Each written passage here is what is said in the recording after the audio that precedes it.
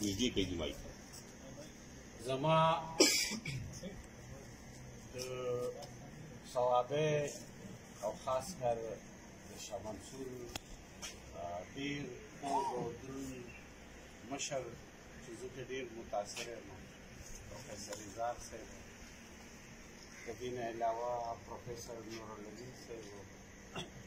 او د دې نه علاوه چې زما ډېر زیات خوښ دی چې پروګرامونه ګورم نو اندلیب صاحب او د دې نه علاوه زمونږ حسرت صاحب او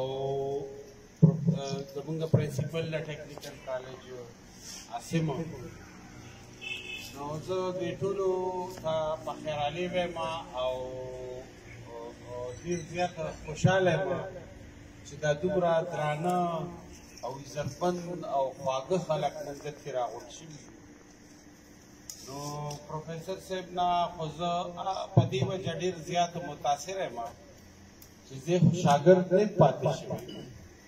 خو د هغه سوچ د هغه فکر د هغه خبره د هغه د لیکلو انداز د دې نه زه ډېر زیات متاثر یم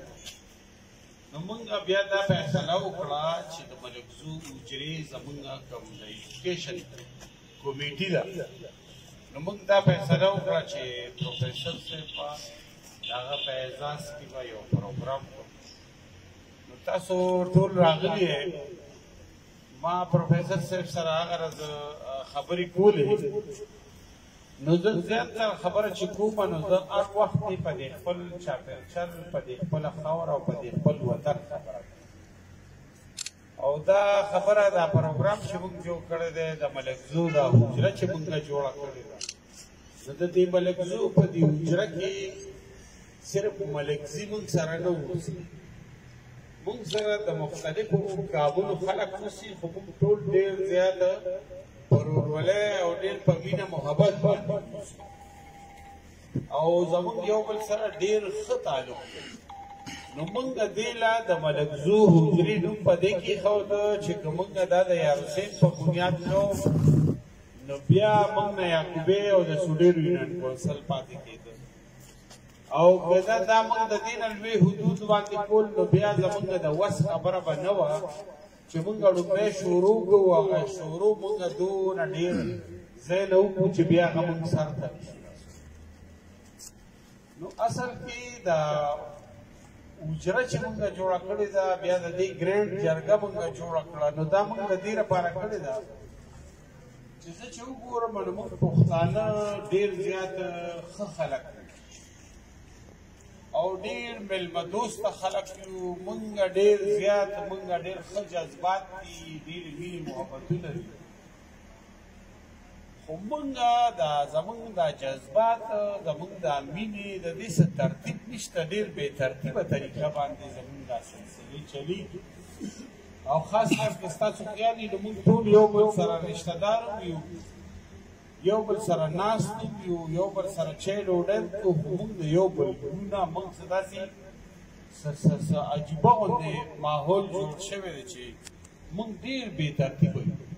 نو زما د ټول نه زیات دا خواهش دی چې یاره موږ دې رایو شو موږ دې د یو بل شو موږ دې د یو بل خپل شو موږ دې په دې خپله خاوره په دې خپلو کورونو په دې خپل وطن په دې خپل ملک خفه شو او موږ چې ژوند تېرو نو موږ د باعزته خلک موږ د عزتمند او د مخکې په ترقۍ دو والا خلک نو هغه څه زه کم از کم مطمئن نه یم نو موږ چې دا ګروپونه جوړ کړي دي لکه زموږ ایجوکیشن ګروپ دی لایف سټاک ګروپ دی او هیلث ګروپ دی دا مختلفو نو موږ په هغې کې خبرې کوو بیا خبرې کوو چې زموږ څه څیزونه ټیک دي او څه خراب دي او دا چې کوم خراب دي د هغې وجه سره او دا ولې خراب دي او د دې حل سره چې موږ کوم طرف ته لاړ شو چې دا سلسلې زموږ سمې شي دا ټیک طرف ته لاړ شي نو موږ چې دا کار کوو نو موږ ډېر ښایسته انداز باندې کوو کرم ستار خو ووایي چې موږ 100,000 نه موږ 40,000 50,000 ډکي تقسیم کړو اوس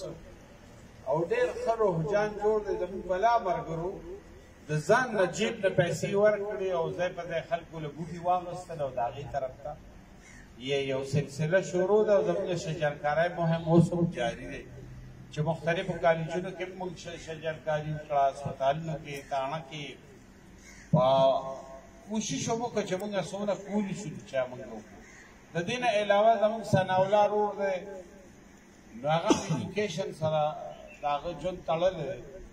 نو هغه به د مخکې نه د صفایۍ مهم چلو نو زموږ هره هفته د اتوار په ورځ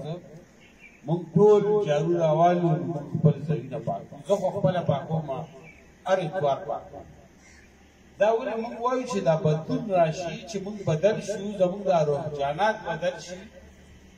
که تاسو خیال کړي د پښتنو د دې پښتنو په دې خاوره په دې خطه کې ډېره زیاته غوسه ده د دې خاوره کې ډېر زیات لمبې غوندې دي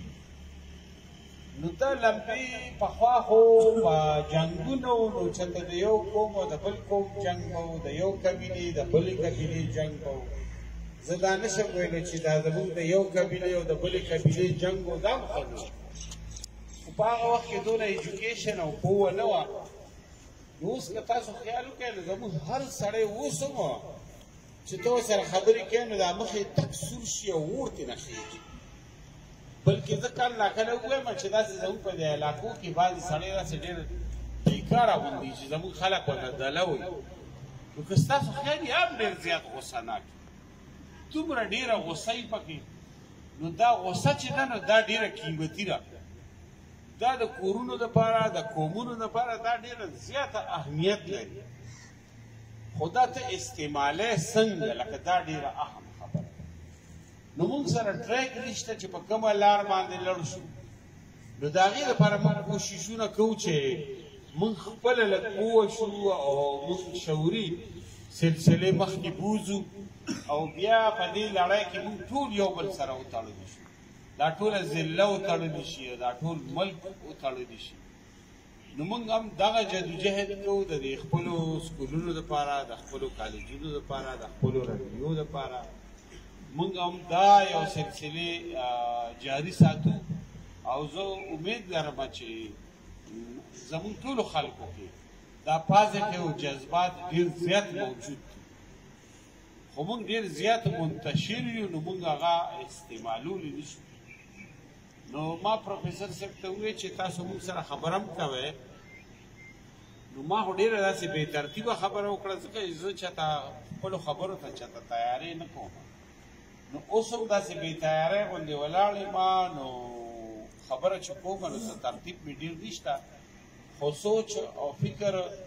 به چې دی دا ډېر مثبت دی پازیټیو دی بیا دا حجره چې موږ جوړه کړو موږ ته ډېر زیات مشکلات جوړ ډېر زیات اوس هم ډېر زیات مشکلات دي خو لکه مشکلات خو موږ کې طاقت پیدا کوي مشکلات موږ کې قوت پیدا کوي او چې څونه مشکلات ډېرېږي نو زموږ هغه ښه جذبات چې دي نو هغه نور سیوا کېږي او چې څونه موږ ته مشکلات سیوا کېږي نو موږ په ځان باندې غور او فکر کوو نو موږ نور ټیک طرف ته مزل کوو چې موږ ټیک طرف ته لړ شو نو دا دې ځای د پروفیسر صاحب راغونډه چې ده دا ایجوکیشن کمیټه چې د دې او د دې نورو مشرانو دا دلته ناسته ده نو دا هم د دې لپاره چې موږ څه لار او څه ګودر موږ ته نه دی معلوم خو چې په دې باندې لږې خبرې وشي الله هم ټول خوشحاله کړه الله دې ټول عزتمند کړي او انشاءالله چې موږ کوشش کوو نو الله تعالی به موږ له کامیابۍ راکوي که زموږ کورونه بې تعلیمه او تعلیم یافته شوي دي کوشش شوی دی که زموږ کورونه غریبانانو عجزانو او موږ مالدار شوي یو او نن موږ سره وسایل دي نو د هغې دپاره کوشش شوی